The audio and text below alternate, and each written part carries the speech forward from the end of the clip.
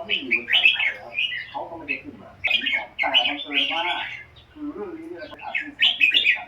นะครับแล้วเขาจะหารือถึงสถานการณ์ไทยกัมพูชาฝ่ายไทยของเราที่มีคุณเสียศักดิ์วงศ์เกิดแก้วเนี่ยเป็นคือของทางกระทรวงต่างประเทศเนี่ยไปร่วมด้วยนะครับแล้วก็การจัดครั้งนี้เนี่ยนะครับเขาจัดขึ้นที่การนะก็จะเป็นเหมื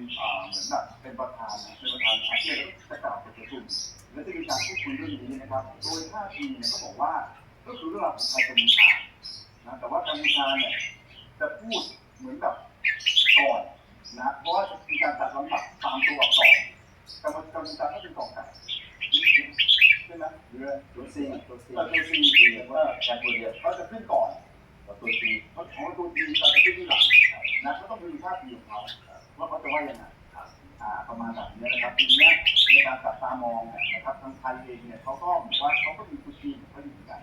ทางไทยเราเองก็บอกเลยว่าฝ่ายกัมพูชาเนี่ย